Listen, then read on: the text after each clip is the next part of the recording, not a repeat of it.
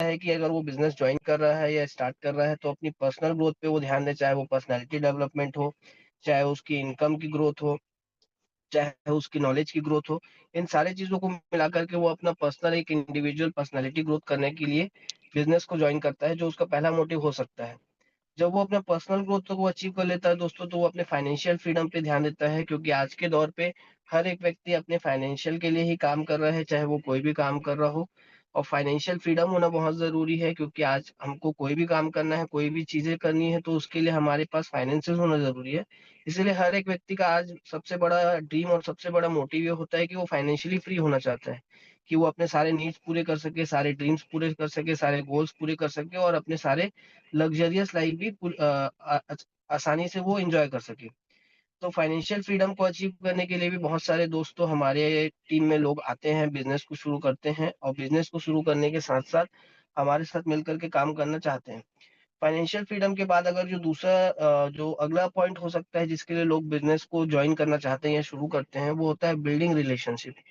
Building relationship भी एक important point होता है कि जिसके कारण लोग आते हैं और बिज़नेस को स्टार्ट करते हैं, क्योंकि अक्सर देखा गया है कि हम जीवन में अकेले आते हैं और हमारे आने के बाद सोसाइटी में हमारे कुछ फ्रेंड्स होते हैं, रिलेटिव्स होते हैं। लेकिन हमारे पास एक स्ट्रॉन्ग नेटवर्क या स्ट्रॉन्ग रिलेशनशिप या स्ट्रॉन्ग टीम नहीं हो पाती, जिसके कारण कहीं न कहीं इंसान अपने आप को पीछे महसूस करता है ज़माने से।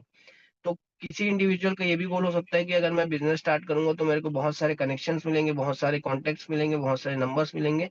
मैं उनसे रिलेशन बिल्ड करूँगा और आने वाले समय में उनके साथ एक अच्छा खासा रिलेशनशिप मेंटेन कर पाऊँगा। तो ये कुछ मेन मोटिव हो सकते हैं या मेन उद्देश्य हो सकते हैं जिसके कारण कोई भी इंसान बिज़नेस को अपना शुरू करना चाहता है या करता है। अब बिज़नेस तो शुरू तो कर लेता है दोस्तों या फिर करना तो चाहता है, लेकिन करने के बाद उसके पास जो 2 कार्डिनल रूल्स होते हैं बिज़नेस के, जो होते हैं व्हाई एंड हाउ, ये उसको क्लियर होना ज़रूरी है। अगर ये क्लियर नहीं होगा तो वो बिज़नेस में कहीं न कहीं जो सक्सेस रेशियो होता है वो हम लोगों ने देखा है कि कम होता गया है। इसीलिए किसी भी इंसान को अगर अपने बिज़नेस में सक्सेसफुल होना है, तो उसके पास 2 कार्डिनल रूल्स क्लेरिफ़ाई और क्लियर होने चाहिए, जिसमें से पहला होता है व्हाय। 2 कार्डिनल रूल्स में होता है हमारे पास व्हाय एंड हाउ, जिसमें स मैं समझता हूँ व्हाय एंड हाउ में से सबसे ज़्यादा ज़रूरी है व्हाय। अगर व्हाय हमारा क्लियर है, क्यों? हमको वो बिज़नेस करना क्यों है? अगर वो क्लियर है तो हमारा हाउ अपने आप क्लियर होने लगता है। तो सबसे ज़्यादा ज़रूरी है व्हाय। इसको आगे आइए समझते हैं व्हाय होता क्या है? क्यों बिज़नेस करता है इंसान या क्यों करना चाहता है? और क्यों ये क्लियर होना चाहिए? तो why is very important as it sets up the objective of doing a business for an individual. Why इसलिए इम्पोर्टेंट है, क्यों बिज़नेस करना है ये पता होना इसलिए ज़्यादा ज़रूरी है, सबसे ज़्यादा ज़रूरी है, क्योंकि ये एक पर्सन के लिए ऑब्जेक्टिव सेट करता है कि उसको वो काम या वो बिज़नेस करना क्यों है। कोई भी व्यक्ति पर्टिकुलर काम को इसलिए करता है क्योंकि उसको उसका उद्देश्य या आउटकम पता होता है, उसको ऑब्जेक्टिव पता होता है। अगर कोई पर्सन जॉब में जा रहा है तो उसको पता है कि मेरे को महीने की 1-2 तारीख को सैलरी आएगी, उस सैलरी से मेरे घर के खर्चे चलेंगे और कुछ पैसे मैं सेविंग कर पाऊँगा, जिससे मेरी लाइफ आराम से चल पाएगी। ना मैं ज़्यादा अच्छी लाइफ एन्जॉय कर पाऊँगा, ना मैं ज़्यादा तकलीफ में रह पाऊँगा। इसलिए लोग जॉब जॉइन करते हैं। कुछ लोग अपने एक्टर्स बनते हैं क्योंकि उनको का शौक होता है, उनको पता होता है कि हम अगर एक्टिंग करेंगे तो हम अपने पैशन को कहीं न कहीं चेज़ कर रहे हैं। तो वैसे ही अगर हम बिज़नेस कर रहे हैं, तो हम बिज़नेस क्यों कर रहे हैं, वो लिखना सबसे ज़्यादा ज़रूरी है। उसका कारण लिखना सबसे ज़्यादा ज़रूरी है। अगर वो लिखा हुआ होगा, तो हमको हमारा ऑब्जेक्टिव पता होगा कि हम इस बिज़नेस में आए क्यों थे। और अगर हम आए क्यों थे, ये आंसर हमारे पास होगा, तो जब भी हमारे पास विषम परिस्थिति होगी, हमारे पास ऐसे सिचुएशंस होंगे जहाँ पे हम डाउट में आएँगे, नेगेटिविटी आएगी, तो अगर हम उस व्हाय को याद करेंगे तो वो सारी चीज़ें दूर होने में भी मदद होती हैं। सेकंड पॉइंट है दोस्तों, defining your why is the most important and the hardest thing to do. जो व्हाय होता है दोस्तों बिज़नेस में, कि हमको बिज़नेस करना क्यों है, इसको डिफाइन करना, इसको एक डेफिनिशन देना या फिर इसको एक मान के चलते हैं कि एक वाक्य देना कि हमको करना क्यों है, एक रीज़न देना। ये सबसे हार्ड काम होता है देखा गया है बिज़नेस में, क्योंकि लोग आ तो जाते हैं लेकिन उनको पता नहीं होता कि वो हम आए क्यों हैं।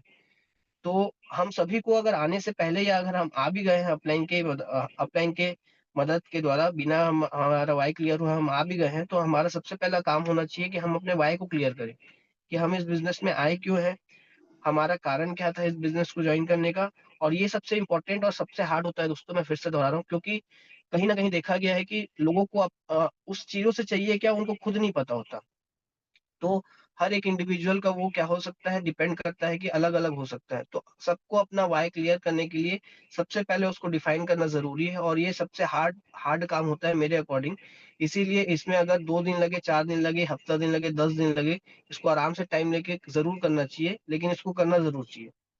थर्ड पॉइंट में देखते हैं, for a successful business the why must be clear as it helps the person to stay focused and motivated.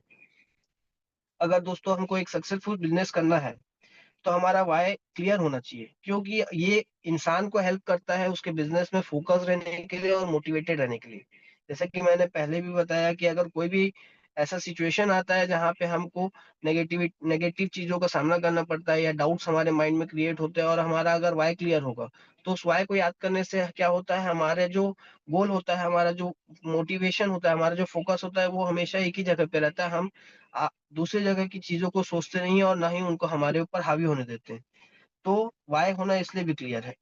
Next point है, the why of business can vary from person to person depending on their needs, dreams, goals etcetera.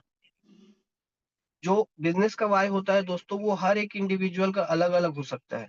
वो depend करता है उनके needs के ऊपर, उनके dreams के ऊपर, उनके गोल्स के ऊपर, इन सारी चीज़ों पे। एक इंसान का व्हाय अलग हो सकता है, दूसरे इंसान का व्हाय हो सकता है। तो कभी भी हम हमारे टीम में अपने अपलाइन, अपने डाउनलाइन या अपने क्रॉस लाइन का देख करके अपना व्हाय को डिफाइन ना करें। अपना इंडिविजुअल हमको हमारा सेल्फ एक्चुअलाइजेशन, आत्मचिंतन करने की ज़रूरत है कि हम उस बिज़नेस में आए क्यों हैं? हमारा व्हाय क्या हो सकता है या क्या होना चाहिए? क्योंकि ये हमेशा पर्सन टू पर्सन वेरी करता है, पर्सन टू पर्सन बदलते रहता है, क्योंकि एक पर्सन की हो सकती है ज़रूरतें अलग हो, दूसरी पर्सन की जो ज़रूरतें हैं वो हो सकता है पहले पर्सन की वो ड्रीम्स हो। तो ये हमेशा डिपेंड करता है कि हमारा ज़रूरत क्या है, हमारा ड्रीम क्या है, हमारा गोल क्या है। एक इंडिविजुअल लेवल पे, इंडिविजुअल तौर पे हमको इसको डिफाइन करना चाहिए, और कभी भी इसको कंपेयर नहीं करना चाहिए हमको दूसरे व्यक्ति से, क्योंकि ये वेरी कर सकता है पर्सन टू पर्सन। और हमारे साथ-साथ ये हमको अपनी टीम मेंबर्स को भी इसको लिखाना और इसको क्लियर कराना बहुत ज़रूरी है। क्योंकि अगर उनको भी व्हाय पता होगा, तो वो भी कहीं न कहीं अपने विज़न को क्लियर कर पाएँगे, और उनका अगर विज़न क्लियर होगा, तो वो अपने बिज़नेस में एक अच्छा खासा सेल्स जनरेट कर पाएँगे और अच्छा खासा वो टीम वर्क कर पाएँगे। आगे देखते हैं दोस्तों कि common why of this business. कुछ कॉमन व्हायस अगर देखा जाए कि लोगों के कॉमन जितने भी व्हायस देखे गए हैं लोगों के बीच में, उसमें से कुछ अगर कॉमन कॉमन व्हायस को देखा जाए, तो यहाँ पे 2 से 3 पॉइंट में उसको हम लोग डिफाइन कर सकते हैं, जिसमें से पहला है दोस्तों अपॉर्च्युनिटी। लोग इस बिज़नेस में आते ही इसलिए भी हैं क्योंकि उनको एक अपॉर्च्युनिटी दिखती है। अपॉर्च्युनिटी बहुत सारी चीज़ों से रिलेटेड हो सकती है, चाहे जैसे कि मैंने बताया वो पर्सनैलिटी डेवलपमेंट हो, फाइनेंशियल फ्रीडम हो, नेटवर्क बिल्डिंग हो, टाइम मैनेजमेंट हो।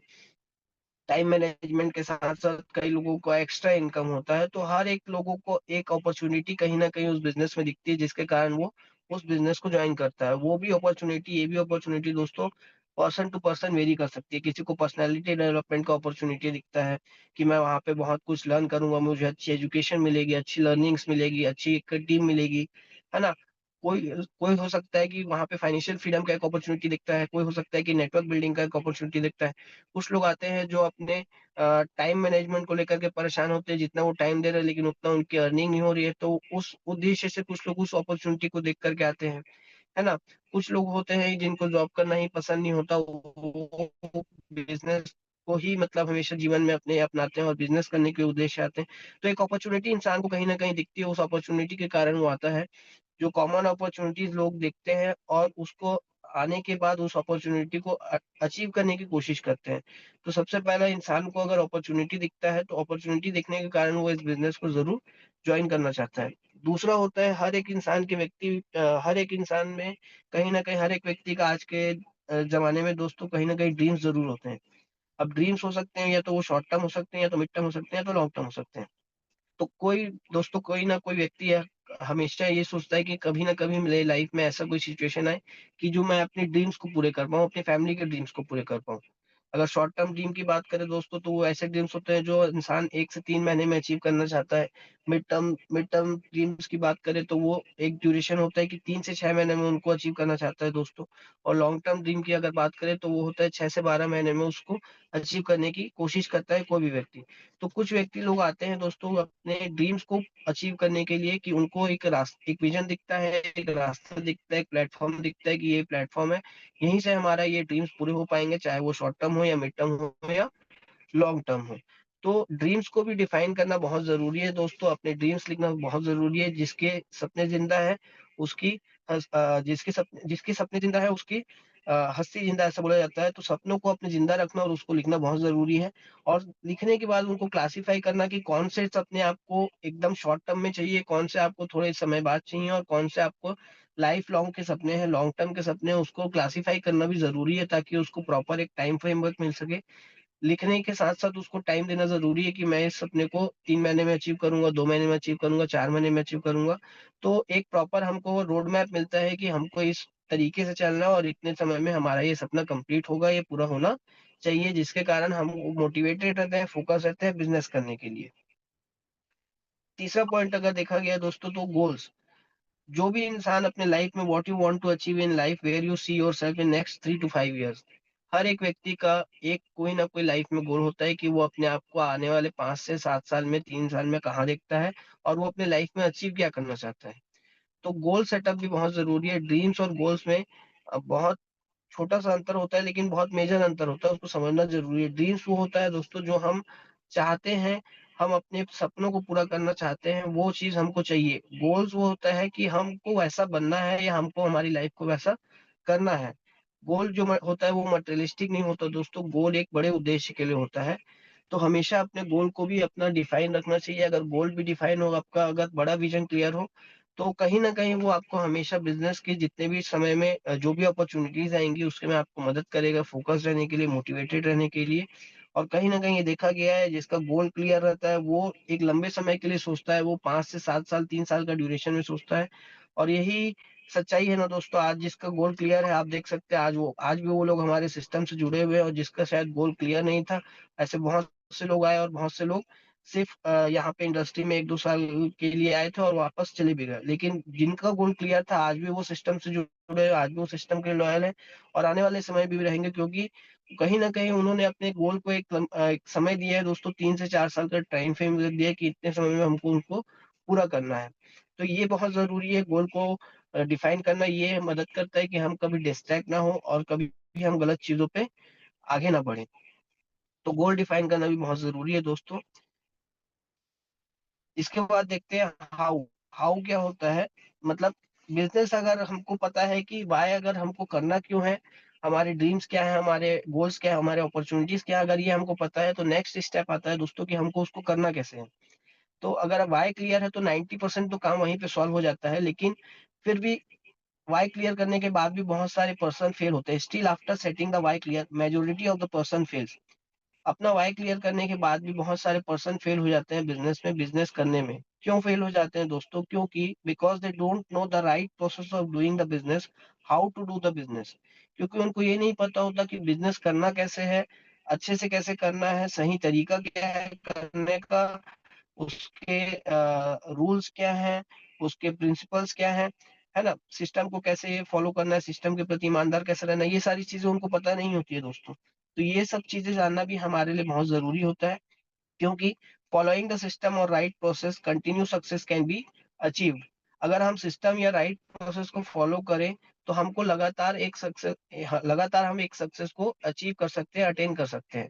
और यही एकमात्र रूल है दोस्तों, लगातार अगर किसी इंसान को सक्सेस पाना है, तो उसको अपना दिमाग नहीं लगाना है, उसको सिर्फ़ सिस्टम को फॉलो करना है। ये जो सिस्टम में लिखी हुई राइट प्रोसेस है, जो चीज़ें हैं, जो प्रोसेस है, जिससे हर एक व्यक्ति गुज़र के आता है, चाहे वो हमारे अ, सीनियर लीडर्स ही क्यों ना हो या हमारे अपलाइंस क्यों ना हो, तो वो भी उस प्रोसेस से गुज़र के आते हैं, तो उस प्रोसेस को सबको कंटिन्यू करना है। और अगर वो कंटिन्यू करते हैं तो देखा गया है दोस्तों की सक्सेस रेशियो जो है वो कहीं न कहीं हाई होता है। It is written in the basic principle to how to do the work, but rather from following it we keep inventing our own methods. ये बेसिक प्रिंसिपल में लिखा गया है दोस्तों इस बिज़नेस के कि हमको ये बिज़नेस करना कैसे है और इस बिज़नेस को करने के लिए हमको क्या-क्या चीज़ों की ज़रूरत है। लेकिन उन चीज़ों को फ़ॉलो करने के अलावा दोस्तों आज के दौर पे क्या हो रहा है कि बहुत सारे लोग अपने ही मेथड्स अपनाना चाहते हैं, अपने ही मेथड्स को इन्वेंट करते रहते हैं। जो लिखा है उसको फ़ॉलो नहीं करेंगे, जो सिस्टम बताएगा, जो अपलाइन बताएगा उसको फ़ॉलो नहीं करके अपने ही चीज़ों को वो लोग फ़ॉलो करना चाहते हैं, अपने ही कोई नया मेथड अपनाते हैं, अपना ही कोई नया मेथड इन्वेंट कर लेते हैं। और इसीलिए देखा गया है दोस्तों कि 90% लोग यहाँ पे क्या हो जाते हैं, फेल हो जाते हैं, जिसके कारण कहीं न कहीं सिस्टम और मार्केट और बिज़नेस को बदनाम करते हैं, जबकि गलती ये नहीं होती, गलती होता है प्रोसेस में। अगर प्रोसेस को फ़ॉलो किया जाए, जो प्रोसेस में लिखा हुआ है, जो बेसिक प्रिंसिपल लिखा हुआ है, जैसे फॉर एग्ज़ाम्पल अगर किसी बच्चे को स्कूल जाना है, तो उसका बेसिक प्रिंसिपल, उसका प्रोसेस पहले से डिफाइन है। अगर वो उसको फ़ॉलो करेगा, सुबह उठेगा, है ना? नहाएगा, नाश्ता करेगा, अपना बैग पैक करेगा, टिफ़िन लगाएगा, वाटर बॉटल जाएगा, फिर स्कूल जाएगा, ये एक प्रोसेस है।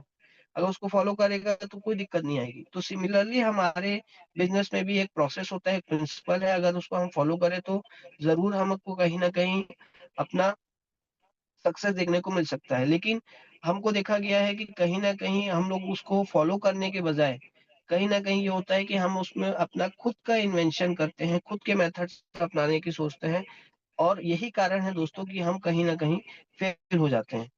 तो एक अच्छा प्रोसेस होता क्या है या सही प्रोसेस होता क्या है बिज़नेस को करने का, कैसे बिज़नेस करते हैं, how to do business, business कैसे करना चाहिए? तो जो बेसिक और जो सबसे गोल्डन रूल है दोस्तों, राइट प्रोसेस के लिए वो है pen paper work. The right process is to do the pen paper work. ये हमारे बिज़नेस की जान है। इसलिए हमेशा बोला जाता है कि हर एक व्यक्ति के पास एक पेन और एक डायरी ज़रूर होनी चाहिए। तो ये हमारे बिज़नेस का जान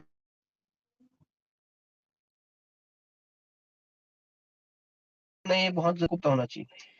तो पेन पेपर वर्क जो हमको अगर करना है तो सबसे पहले चीज़ के लिए करना है वो है दोस्तों हमारा रॉ मटेरियल क्या है इस बिज़नेस के लिए लिस्ट बिल्डिंग। हर एक बिज़नेस की जान क्या होती है दोस्तों उसका रॉ मटेरियल। अगर वो रॉ मटेरियल ही खत्म हो जाएगा तो वो बिज़नेस ही खत्म हो जाएगा, है ना? तो वैसे ही हमारे बिज़नेस के लिए हमारा रॉ मटेरियल क्या है लिस्ट बिल्डिंग है। लिस्ट बिल्डिंग करना सबसे ज़्यादा ज़रूरी है और 99% लोग यही शुरुआत नहीं करते इसीलिए आगे नहीं बढ़ पाते। इसकी शुरुआत करना सबसे ज़्यादा ज़रूरी है। राइट लिस्ट बिल्डिंग में अगर देखा जाए तो 3 प्रकार के लिस्ट आप लोग लिस्ट बिल्डिंग करेंगे तो उसको भी क्लासिफाई करने की ज़रूरत है 3 पार्ट में। उसको आप बाँट सकते हैं हॉट लिस्ट में, वार्म लिस्ट में, कोल्ड लिस्ट में। अब ये भी एक बहुत बड़ा टॉपिक है दोस्तों कि इसको कैसे क्लासिफाई करना है जिसके बारे में time to time Rajesh sir और हमारी जो टीम है वो अच्छे से एजुकेशन देती है। इस पे भी हम कभी बात करेंगे आने वाले सेशंस में कि हमको लिस्ट कैसे बिल्ड अपनी करनी चाहिए। लेकिन लिस्ट बिल्डिंग हमको करनी चाहिए सबसे आसान तरीका है दोस्तों अपने फ़ोन में जितने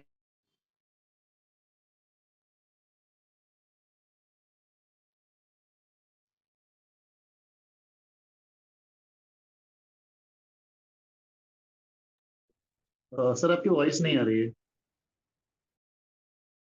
शायद नेटवर्क हेलो, नहीं है, वो स्लाइड फिर से दे रहे हैं। हाँ। हाँ राहुल हेलो, सर। आ रही है सर आवाज़? अब आ रही है। हाँ। लिस्ट बिल्डिंग में हम लोग को देखा गया दोस्तों कि अगर हम 30 से 40 लोगों का नाम लिखते हैं तो उनसे हमको कांटेक्ट करना है और उनको कांटेक्ट करने से पहले हमको उनको क्लासिफाई कर देना है हॉट लिस्ट, वार्म लिस्ट और कोल्ड लिस्ट में। हॉट लिस्ट जनरली देखा गया दोस्तों वो होते हैं जो हमारे एकदम नियर बाय डियर होते हैं कि जो हमारे बोलने में हम पे विश्वास करते हैं, वो चीज़ों को नहीं समझते, वो इंसान पे भरोसा करते हैं। जो हमारे नियर बाय डियर होते हैं, फ्रेंड्स होते हैं, रिलेटिव्स होते हैं, हमारे घर के लोग हो सकते हैं, नेबर्स हो सकते हैं। तो ये होता है वो हॉट लिस्ट। वार्म लिस्ट में दोस्तों जनरली देखा गया हमारे जो कलीग्स होते हैं, है ना? हमारे कलीग्स के अलावा जो हमारे स्कूल फ्रेंड्स होते हैं, कॉलेज फ्रेंड्स होते हैं, इनमें हम वार्म लिस्ट को कर सकते हैं। कोल्ड लिस्ट एक ऐसा चीज़ होता है दोस्तों जो हमारे फ्रेंड्स के फ्रेंड्स हो गए, रिलेटिव्स के रिलेटिव्स हो गए, है ना? ये एकदम जो अनजान लोग होते हैं जिनको हम नहीं जानते लेकिन एक गोल एक क्या बोलना चाहिए एक उम्मीद से हम कॉल करते हैं कि हो सकता है ये भी बिज़नेस में आ सके, तो वो कोल्ड लिस्ट होता है। तो सबसे ज़्यादा ज़रूरी है अपने लिस्ट को क्लासिफाई करना, उसके लिए भी पेन पेपर वर्क करना, इसमें भी एक प्रॉपर समय लगता है दोस्तों 1 से 2 दिन का समय लगता है, इसमें भी प्रॉपर समय दीजिए क्योंकि ये हमारे बिज़नेस की रॉ मटेरियल जान है और इसको करना बहुत ज़रूरी है, सभी को इसको करना चाहिए। और दूसरा है दोस्तों लिस्ट बिल्डिंग के बाद कॉल और इन्विटेशन। अब लिस्ट अगर हम लोगों ने बना लिया है तो दूसरा काम है हमारे पास उसको कॉल करना है या इनवाइट करना है हमारे मॉर्निंग कॉल में या आपके अपॉर्चुनिटी कॉल में। और अगर उसको फिजिकली प्लान दे सकते हैं तो फिजिकली जाकर के प्लान देना है, कॉल करना है और कॉल करके उनसे टाइम लेना है पहले मीटिंग के लिए और मीटिंग के टाइम लेने के बाद हमको तीसरा स्टेप है दोस्तों शो द प्लान, एसटीपी, जो हमारे बिज़नेस की जान है कि प्लान हम अगर दिखाएँगे जितना ज़्यादा हम प्लान दिखाएँगे उतना ज़्यादा हमारा रेशियो आता है दोस्तों, ये हम देखा हुआ है। प्लान शो द प्लान में ये चीज़ इम्पोर्टेंट है कि हम कैसे प्लान दिखा रहे हैं वो ज़्यादा ज़रूरी नहीं होता, लेकिन हम कहाँ और कब प्लान दिखा रहे हैं ये ज़्यादा ज़रूरी होता है। अक्सर देखा गया है कि लोग मतलब कि चाय पीते-पीते ठेलों में ही प्लान दिखा देते हैं, कोई पान ठेले में दिखा दे रहा है, कोई सैलून की दुकान में दिखा दे रहा है। तो ऐसा नहीं करना है, हमको एक प्रॉपर टाइम लेना है, एक प्रॉपर प्लेस होना चाहिए, या तो उनका वो घर हो सकता है या कोई शांत की रेस्टोरेंट की जगह हो सकती है। वहाँ पे हमको उनको प्लान दिखाना है, कभी भी उनको फ़ोन में प्लान नहीं दिखाना है, कभी भी उनको ऐसी जगहों में नहीं दिखाना है जहाँ पे 4-5 लोग आप लोग गैदर हुए दोस्तों, है ना? या फिर अक्सर देखा गया है कि कुछ लोग गार्डन में गैदर होते हैं तो वहाँ पे प्लान दिखाना चालू कर देते हैं, नहीं। एक प्रॉपर टाइम लेना है एक इंडिविजुअल से, उस इंडिविजुअल के घर में बैठना है या उसके साथ कहीं एक शांति की जगह में बैठना है, और अगर उसके घर में कोई डिसीजन मेकर दूसरा व्यक्ति है तो उसके साथ बैठना है और तब उनको प्लान दिखाना है। और बाकी अगर प्लान कैसे दिखाना है वो तो इम्पोर्टेंट है ये दोस्तों, क्योंकि हम दिखाते-दिखाते सीख जाते हैं। लेकिन अक्सर जो गलती करते हैं वो करते हैं हम कि कहाँ दिखा रहे हैं, कौन-सी जगह पे दिखा रहे हैं और कब दिखा रहे हैं, ये इस पे ध्यान नहीं देते। और इस पे ज़्यादा सोचते हैं कि हमको प्लान दिखाना नहीं आता। जबकि होना उल्टा चाहिए, हमको एक अच्छी जगह पे दिखाना चाहिए, एक शांत जगह पे दिखाना चाहिए और एक प्रॉपर टाइम होना चाहिए कि उनसे टाइम लेना चाहिए। आपके पास 40 मिनट कब है, आपके पास 1 घंटा कब है कि आप मेरी बातों को ध्यानपूर्वक सुन सकें। कि आप उस समय डिस्टर्ब ना रहें, मैं भी डिस्टर्ब ना रहूँ, क्योंकि हम दोनों का टाइम कीमती है। और उसके बाद आपका जो भी प्लान है आप उसको शो करिए। ज़रूरी वो आपको ध्यान से सुनेगा, और ध्यान से सुनेगा तो 90% जो रेशियो होता है दोस्तों, वो कहीं न कहीं सक्सेसफुल होता है। 4th पॉइंट है दोस्तों, फ़ॉलो अप। अब प्लान दिखाने के बाद हमको उनको फ़ॉलो अप करना है। फ़ॉलो अप करना है तो फ़ॉलो अप 2 से 3 स्टेज में हो सकते हैं। पहले आप उनको 24 घंटे के अंदर फ़ोन में ही फ़ॉलो अप कर सकते हैं, है ना? अगर उसके बाद भी रिज़ल्ट नहीं आ रहा है तो हो सकता है 2 से 4 दिन के बाद फिज़िकल मीट में फ़ॉलो अप कर सकते हैं। और एक तीसरा फ़ॉलो अप कर सकते हैं अपने एक्टिव सीनियर या अपलाइन के साथ, आप उनको एक बार और फ़ॉलो अप कर सकते हैं।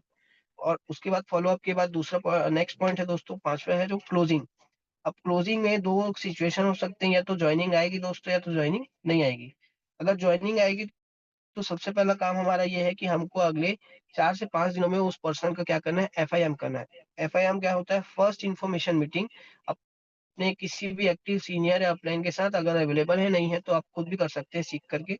फर्स्ट इन्फॉर्मेशन मीटिंग बहुत ज़रूरी होता है। अक्सर देखा गया है कि हम लोग बिज़नेस में लोगों को ला देते हैं, लेकिन लाने के बाद उनको एक सही एजुकेशन, एक सही नॉलेज नहीं दे पाते, और यही प्रोसेस है एफआईएम का।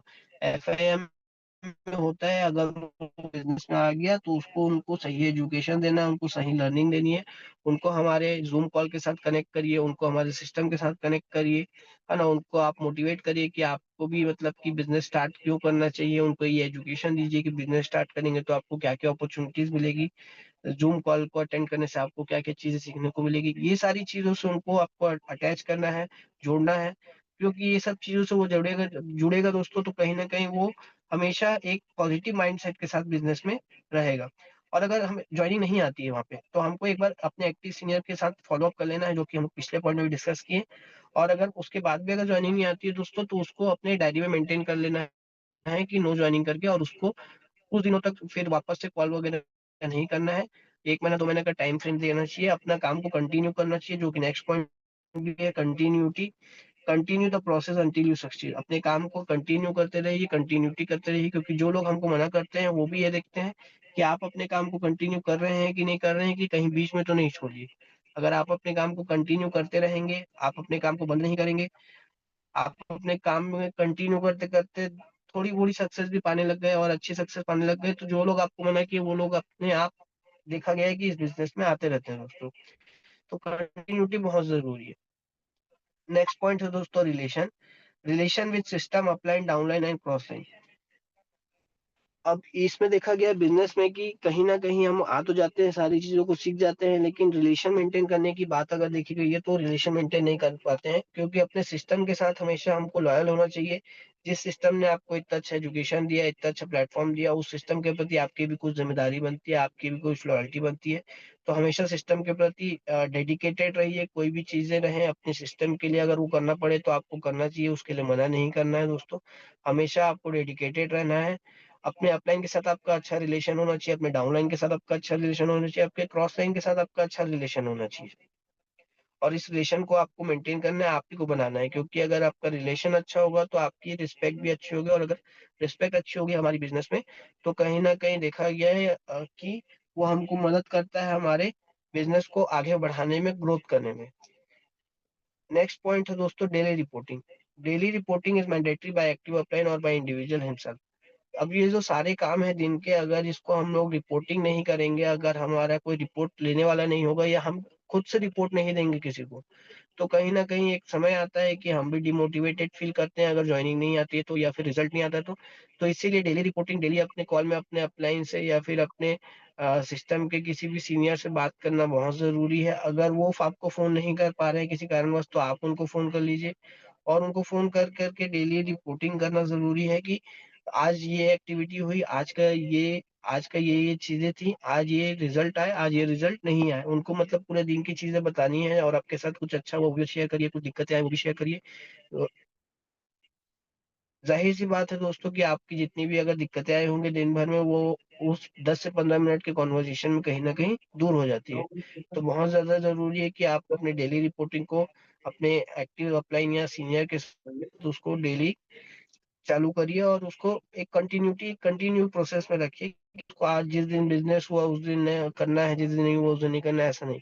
डेली कम से कम सुबह हो या शाम हो, रात को सोने से पहले या सुबह उठने के बाद आपको उस काम को करना है। डेली अपने अपने या सीनियर से बात करनी चाहिए और रिपोर्टिंग देनी चाहिए।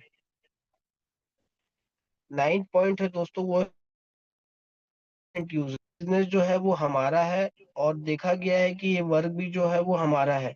और अगर हमको इस फील्ड में सक्सेस होना है तो हमको 100% यूज़र का नॉलेज ज़रूर होना चाहिए।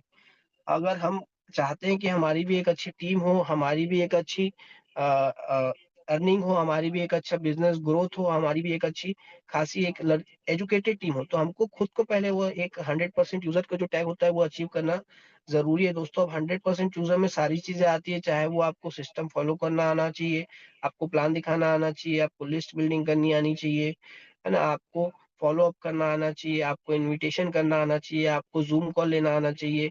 अगर आपको ये सारी चीज़ें आएँगी तो, क्योंकि टीम आपको अब फ़ॉलो करती है, आपका जैसा एक्शन होगा आपकी टीम भी वैसा ही काम करेगी, है ना? हम ये उम्मीद नहीं कर सकते कि हम इस काम को ना करें और हमारी टीम ये काम करे। तो हमको अगर सारी चीज़ों का नॉलेज हो, अगर हम 100% यूज़र हो कि हमको आईडी कैसे एक्टिवेट करनी है, एमएनटीज़ कैसे परचेज़ करनी है ऑनलाइन, ये कैसे सेल करनी है, अगर ये सारी चीज़ें जितनी भी चीज़ें हैं, ब्लॉकचेन से रिलेटेड क्या नॉलेज है ना? और क्या बोलते हैं हमारे वेबसाइट में क्या हमारे चीज़ें हमको देखने को मिल सकती हैं, या एमएनटी को हम कहाँ पे सेल कर सकते हैं, कहाँ पे बाय कर सकते हैं, कितने हमारे प्लेटफ़ॉर्म है, कितने हमारे एक्सचेंजेस हैं, ब्लॉकचेन का हमारा क्या मोटिव है, आने वाला रोड मैप क्या है, आने वाला इकोसिस्टम क्या है। अगर इन सारी चीज़ों के बारे में हमको नॉलेज है, हम अगर 100% यूज़र है, तो कहीं न कहीं हमारी टीम भी हमारे जैसे 100% यूज़र बनने की कोशिश ज़रूर करती है और उनको 100% यूज़र बनाना भी एक हमारी ज़िम्मेदारी है, हमारे अ हर एक अपलाइन की ज़िम्मेदारी है कि अपने टीम को 100% यूज़र बनाना है और उनको बनाने से पहले हमको खुद 100% यूज़र बनना चाहिए। 100% यूज़र में आपको हर एक चीज़ आनी चाहिए।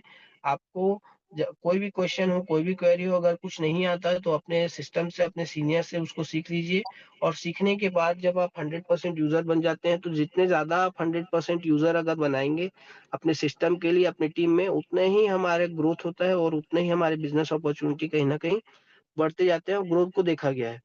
तो 100% यूज़र होना बहुत ज़रूरी है दोस्तों। आने के बाद बिज़नेस में एक ड्रीम होना चाहिए। जब मैं बिज़नेस में आया था तो मेरा भी ड्रीम था कि मैं 100% यूज़र क्रिप्टो मार्केट का बनूँगा, क्योंकि मेरे लिए भी क्रिप्टो मार्केट नया था।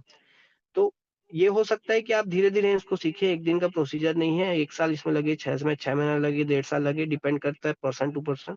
लेकिन इसको सीखना ज़रूरी है और आप अगर 100% यूज़र बनेंगे ना दोस्तों, तो बिलीव करिए मेरा कि आपका जो कॉन्फिडेंस लेवल होगा वो बहुत अलग होगा दूसरों के मुकाबले, क्योंकि आपको किसी के ऊपर डिपेंडेंट रहने की ज़रूरत नहीं है और आपका जो कॉन्फिडेंस रहेगा वो इसलिए भी रहेगा कि अगर आप मार्केट में किसी के पास जा रहे हैं प्लान दिखाने, तो आपको हर एक चीज़ें पता है।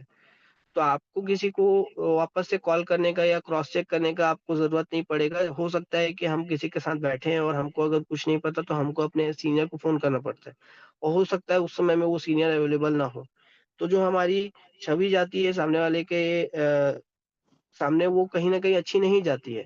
इसीलिए भी हमको 100% यूज़र ज़रूर बनना चाहिए। इस पॉइंट पे हमको हमेशा फ़ोकस करना चाहिए क्योंकि ये बहुत मेजर पॉइंट है। जो नेक्स्ट पॉइंट है दोस्तों वो देखा गया honesty. Self honesty is the most important to succeed in any aspect of life.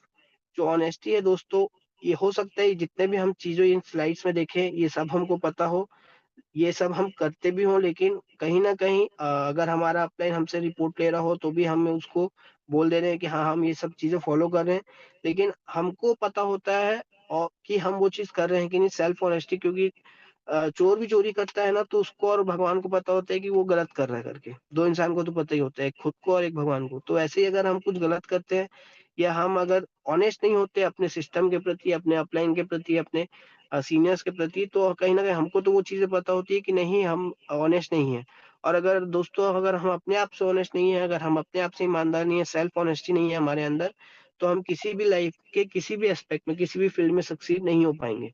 तो सेल्फ ऑनेस्टी जो होता है, सेल्फ एक्चुअलाइज़ेशन जिसको बोलते हैं, आत्मचिंतन, वो बहुत ज़रूरी है। उसमें आपको ऑनेस्ट होना ज़रूरी है। आप डेली अगर डायरी लिखने का आदत है या अपने वर्क को लिखने का आदत है, तो उसमें कम से कम सच लिखिए कि आज मैंने ये काम अच्छा किया, ये आज मैंने काम गलत किया, या आज मैंने काम नहीं किया, आज मैंने लेज़ीनेस दिखाया। जो भी चीज़ें हैं अपने आप से कम कहीं न कहीं ऑनेस्ट रहिए, अपने आप से ईमानदार रहिए, अपने आप से झूठ मत बोलिए, क्योंकि आपका जो अपने आप से जो बात करने का जो टाइम है दोस्तों, वही आपको रियलाइज़ेशन कराता है कि आप कहाँ पे गलती कर रहे हैं, कहाँ पे मिस्टेक कर रहे हैं।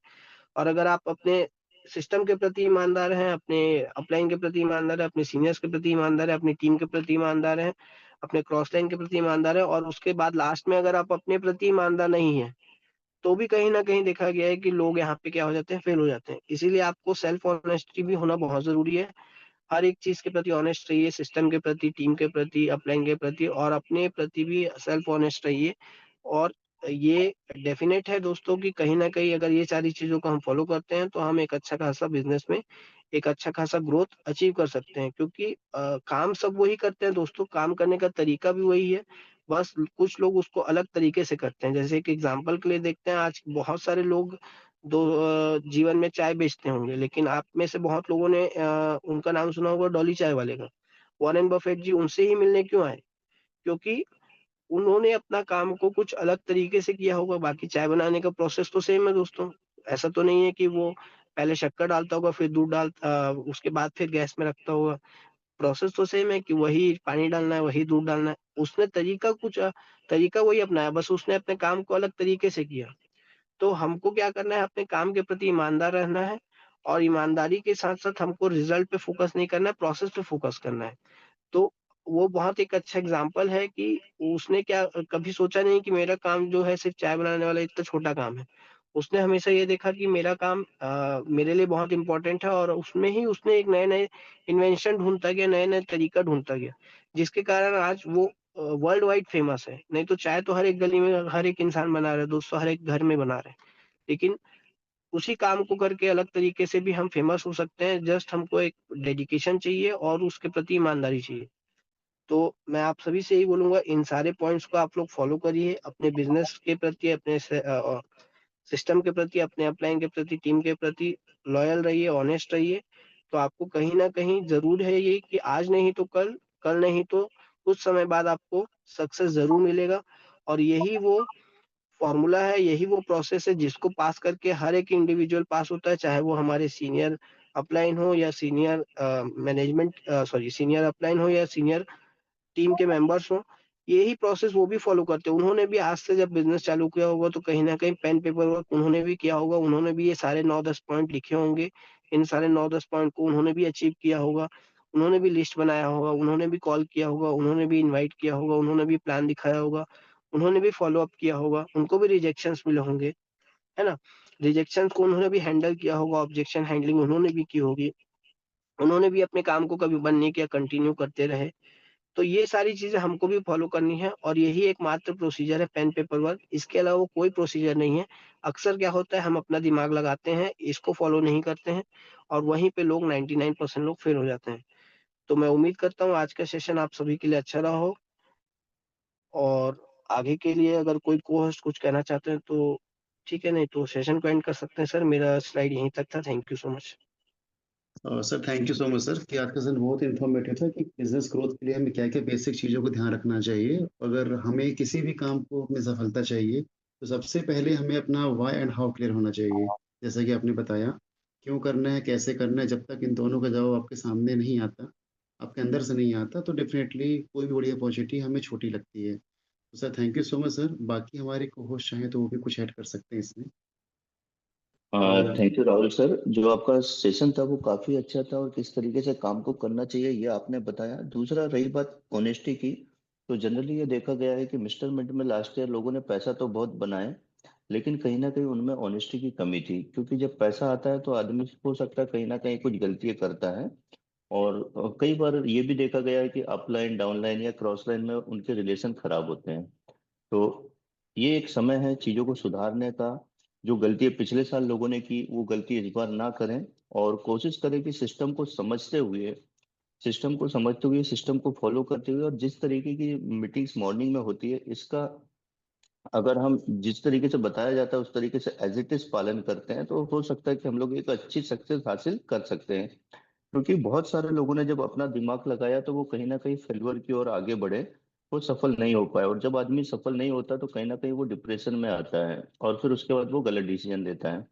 तो आप सभी से रिक्वेस्ट रहेगी कि हमेशा अपने सीनियर की बातों को माने। अगर सीनियर किसी चीज को बोला है तो वो अपने सोच समझ के ही बोला होगा, क्योंकि वो सब चीजें कर चुका है जो आप आज करने वाले हैं। तो सीनियर की बातों को मानते हुए, उनके डिसीजनों को समझते हुए आप अपने आप को आगे लेके चलें।